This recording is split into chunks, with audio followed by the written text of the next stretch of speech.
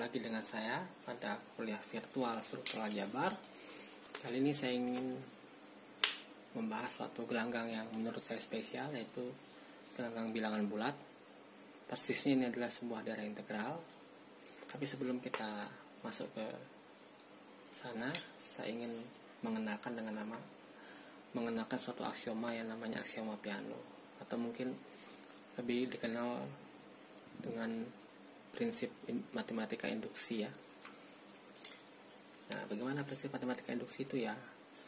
Kalau P N sebuah pernyataan, di mana P pernyataan pertama benar, dan kemudian pernyataan ke K+1 benar apabila pernyataan ke K benar, maka bisa disimpulkan Tn pernyataan itu benar untuk semua N bilangan asli. Oke, saya rasa kalian sudah banyak melihat contoh penggunaan matematika induksi sejak SMA. Tapi saya ingin mengenalkan aksioma lain. Aksioma ini adalah aksioma nilai terkecil, atau mungkin yang sangat terkenal sebagai well ordering principle ya. Nah, ini aksioma ini mengatakan kalau kita punya subhimpunan tak hampa dari bilangan asli, maka S pasti memuat unsur terkecil. Nah, mungkin saya tegaskan lagi bahwa di bilangan bulat ini tidak berlaku ya. Jadi kalau kita punya subhimpunan bilangan bulat, belum tentu punya unsur terkecil. Contohnya, kita ambil subhimpunan bilangan bulat yaitu bilangan negatif, maka kita tidak akan bisa menemukan unsur paling kecilnya ya. Karena negatifnya terus mengecil, tidak pernah berhenti ya. Demikian juga di bilangan real ya. Kalau kita ambil subhimpunan selang buka dari 01 saja, tidak punya unsur terkecil. Kenapa? Karena tidak ada bilangan di sebelahnya 0, dan 0 itu bukan masuk ya, selang buka itu ya, dan tidak ada bilangan sebelah 0. Beda dengan bilangan bulat atau bilangan asli, di mana kalau kita satu punya bilangan persis sebelahnya. Kalau 2 persis sebelahnya 1 dengan 3. Tapi kalau bilangan real tidak ada. Jadi itu mengakibatkan selang buka 01 tidak memuat unsur terkecil. Nah, sekarang kita akan membuktikan aksioma nilai terkecil menggunakan aksioma Peano atau induksi matematika. Jadi langkah pertama adalah kita ambil andaikan ya, ada subhimpunan bilangan asli, namakan S, yang tidak memuat unsur kecil ya.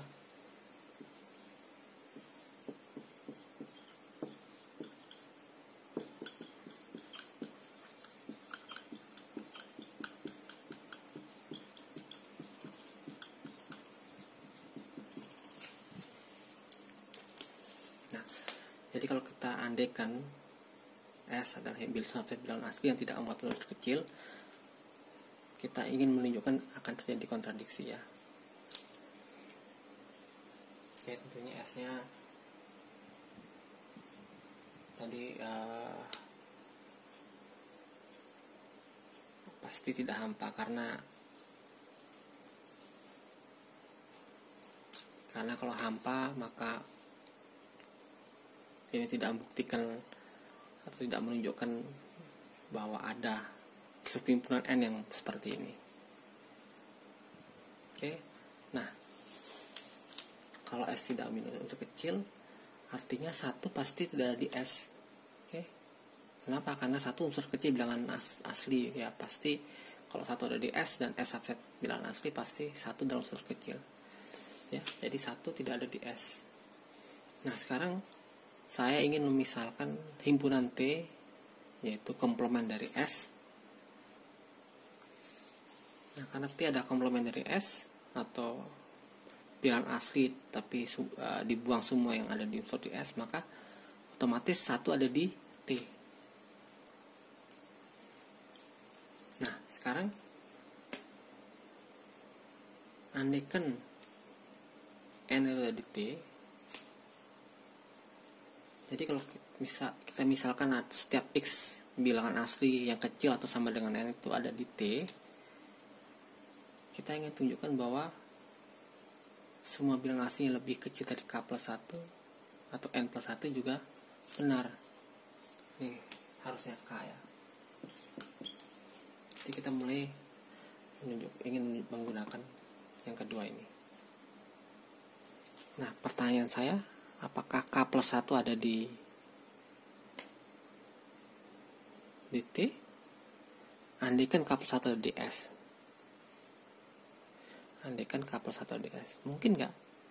Tidak mungkin. Karena apa? K plus 1 akan menjadi unsur terkecil di S. Karena apa? Karena semua bilangan asli yang kecil dari K itu ada di T. Jadi itu nggak ada di S.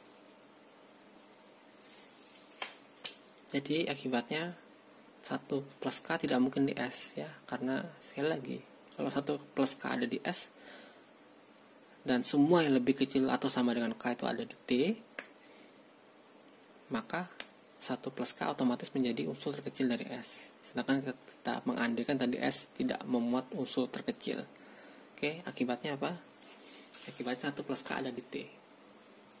Nah, menurut aksioma Peano, akibatnya semua bilangan asli ada di T.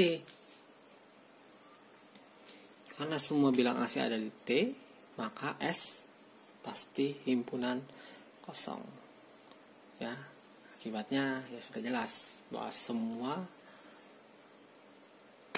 subhimpunan tak kosong dari N memiliki unsur kecil. Nah, ini adalah akibat bahwa pengandaian kita salah. Tadi kita andaikan ada himpunan S yang tak kosong yang memuat unsur yang tidak mempunyai unsur terkecil, tapi karena hal itu berakibat kontradiksi, S itu tak kosong sekaligus kosong, maka haruslah pengandaian salah jadi S. Jadi semua kebalikannya dari sini ya. Jadi semua subhimpunan tak kosong dari bilangan asli pasti mempunyai unsur terkecil. Nah, sekarang kita akan buktikan sebaliknya ya. Dengan menggunakan well ordering property, kita akan buktikan induksi matematika atau aksioma Peano.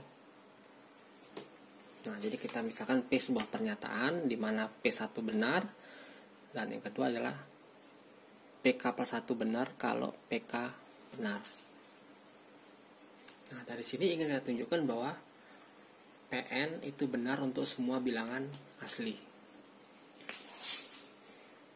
Nah, di sini kita akan menggunakan aksioma nilai terkecil untuk membuktikan PN benar untuk semua bilangan asli. Andaikan bahwa ini tidak benar ya, ada NN tertentu atau ada indeks-indeks tertentu sehingga PN itu salah. Ya, kita kumpulkan itu semua dan kita beri nama himpunan S. Jadi pengandaian di sini adalah terdapat L bilangan asli sehingga PL itu pernyataan yang salah. Nah, sekarang akan saya kumpulkan semua bilangan asli di mana pernyataan ke bilangan asli itu salah. Dan saya namakan himpunan S. Nah, ini adalah himpunan S yang saya sebut tadi, yaitu M anggota M bilangan asli di mana PM salah. Oke. Nah, menurut well ordering property, nah, S ini tidak mungkin memuat 1. Kenapa? Karena P1 benar. Oke. Nah, kemudian saya misalkan bahwa unsur kecil dari S adalah K ya. Atau mungkin selain kita namakan X saja ya. Apa arti X unsur terkecil S? Artinya X min 1 itu tidak ada di S, atau pernyataan X min 1 benar. Nah, karena Px min 1 benar, menurut yang ini Px juga benar. Akibatnya apa? Akibatnya X bukan anggota S.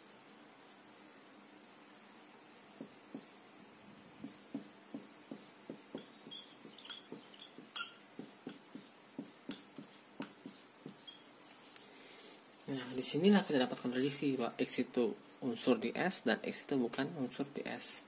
Jadi kesimpulannya pengandaiannya salah, atau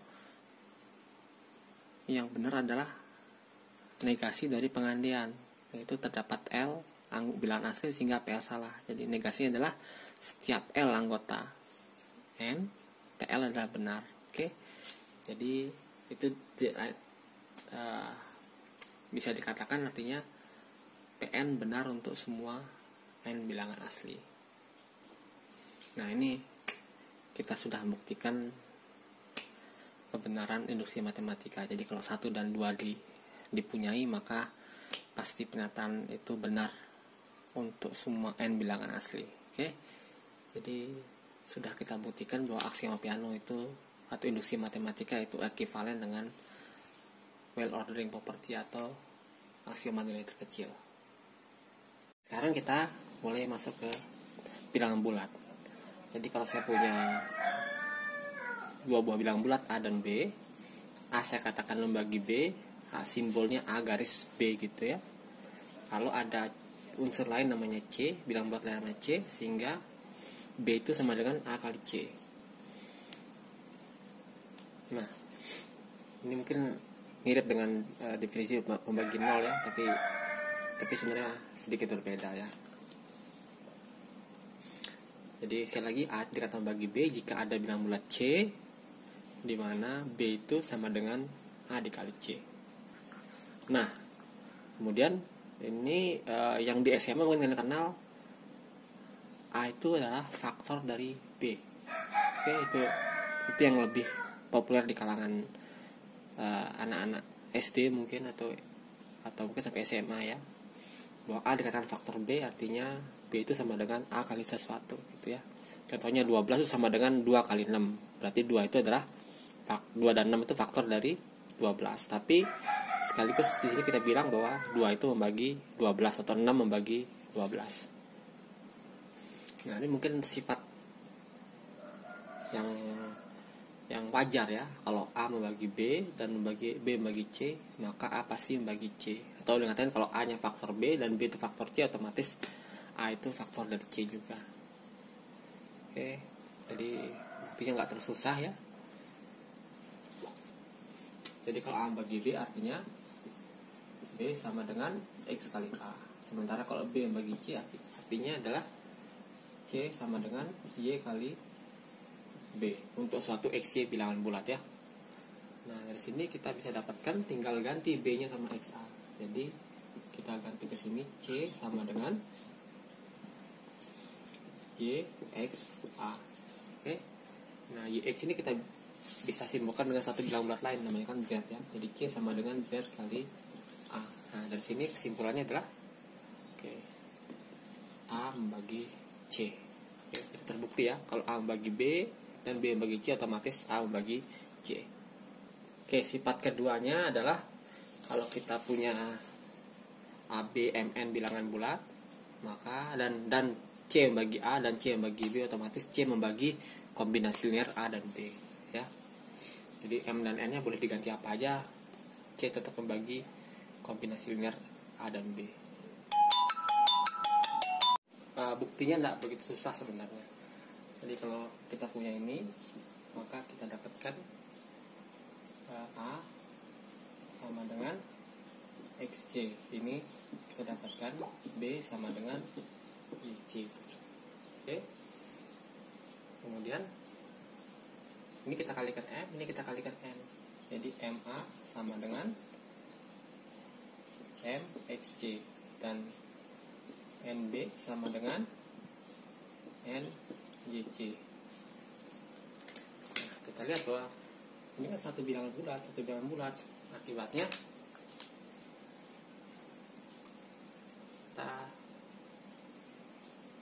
kita punya C membagi NB dan C membagi MA. Tapi kita jumlahkan dulu ini ya. Ini kita misalkan adalah ini D, ini E ya. Jadi MA tambah NB sama dengan D C tambah EC, tapi C nya boleh keluar ya. D tambah E C. Nah, ini sendiri satu bilangan bulat sendiri ya. Jadi kesimpulannya adalah C membagi ini. Saya kira mudah. Oke, sifat ketiga mungkin Kalau A membagi B dan C membagi D, otomatis AC itu membagi BD. Oke, buktinya gimana? Saya tinggalkan buat sebagai latihan kalian. Nah, sebagai PR kedua, kalian coba kerjakan jika A, B-nya adalah bilangan bulat positif ya. Dan A membagi B, maka pasti A-nya lebih kecil atau sama dengan B. Oke, kalian buktikan sendiri di rumah. Nah, ini mungkin adalah sifat yang pentingnya, teorema penting ya. Tapi sering disebut sebagai algoritma pembagian. Ini menyatakan kalau kita punya dua buah bilangan bulat dengan B-nya positif, maka pasti ada bilangan bulat lain Q dan R, sehingga A itu adalah Q kali B tambah R, dengan R-nya itu tidak negatif dan lebih kecil dari B. Oke, contohnya kalau A-nya 17 dan B-nya 3, maka kita peroleh 17 itu sama dengan 5 kali 3 tambah 2, dengan 5-nya adalah Q-nya dan 2-nya adalah R-nya. Kita lihat 2 itu, R itu pasti lebih kecil dari B yang 3 ini ya. Jadi apapun dikasih A dan B-nya, selama B-nya positif ya, bisa ditulis A itu sama dengan sesuatu kali B tambah R ya. Nah, ini ingin mengatakan R-nya adalah sisa dari A dibagi B. Jadi kalau 17 dibagi 3 itu kan 15, tapi sisanya 2. Kurang lebih seperti itu. Nah, tapi 17 juga sama dengan 4 kali 3 tambah 5. Tapi ini bukan Q dan R yang kita inginkan. Kenapa? Karena R-nya ini besar dari B ya. Ingat R-nya itu harus lebih kecil dari B. Ini R-nya lebih besar dari B. Nah, jadi ini tidak kita tidak bisa mengatakan 5 itu sisa dari 17 dibagi 3 ya. Harus selalu ininya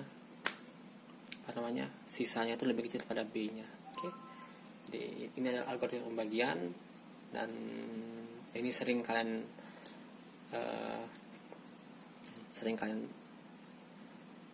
kenal dengan istilah pembagian yang bersisa begitu ya. Yang perlu saya tegaskan adalah kalau R-nya sama dengan 0, maka kita katakan B itu membagi A. Oke, bisa dilihat jelas ya. Kalau ini 0 berarti ya tinggal A sama dengan B, berarti B membagi A. Oke, nah. Ini kesannya bener ya, dari dulu kita pelajari di SD selalu bisa digunakan ya, tinggal make aja. Tapi apakah ini selalu benar? Apakah ini sudah bisa dibuktikan? Nah, sekarang kita buktikan. Jadi kalau kita misalkan diberikan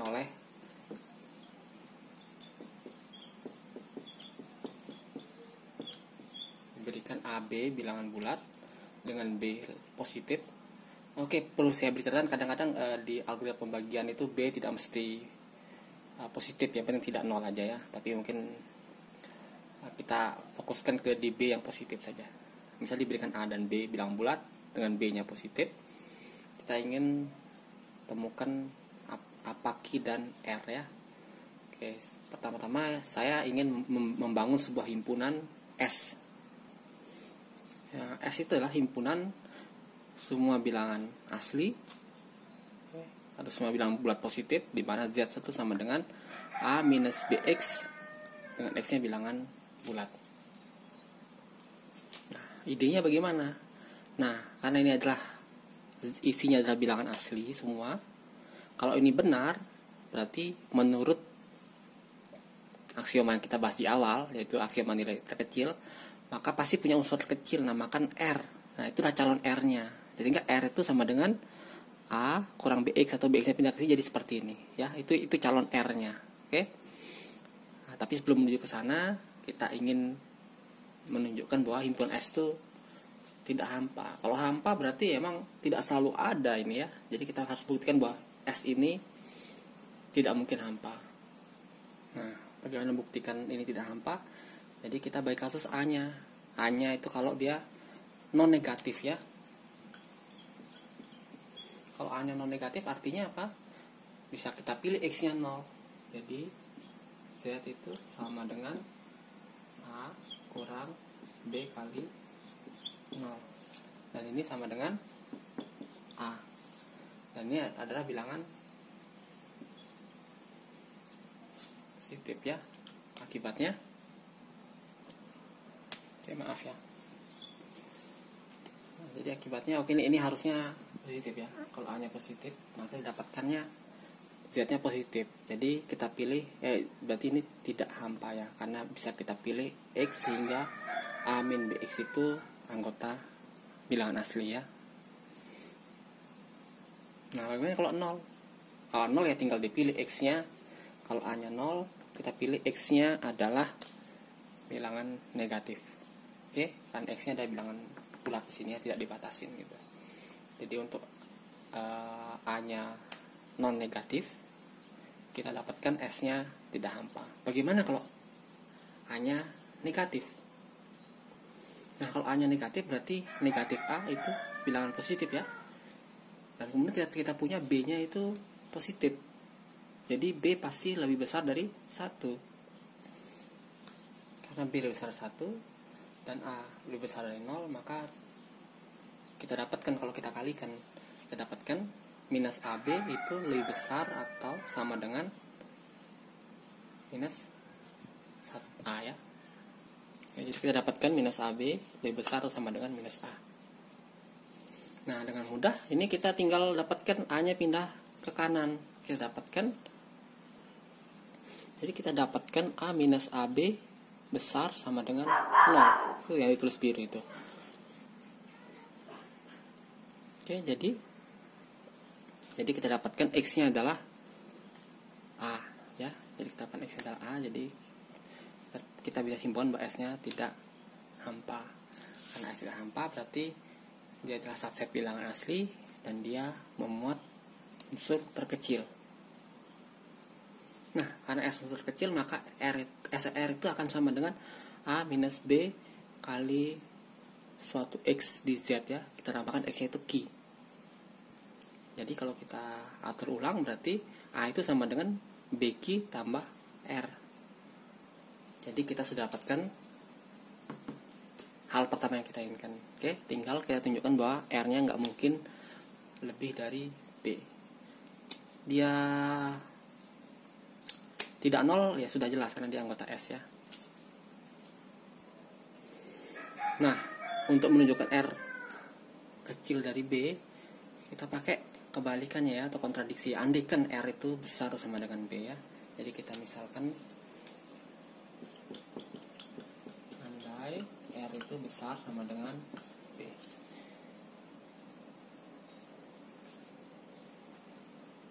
Apa yang terjadi kalau R itu besar dengan B? Maka R minus B nya positif atau non negatif.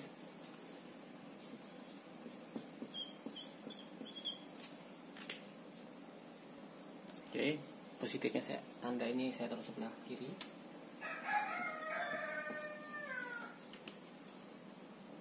Lalu kita ganti R ini dengan dari persamaan ini ya. Jadi kita dapatkan ini ya, A minus QB kurang B itu positif ya atau non negatif. Nah kemudian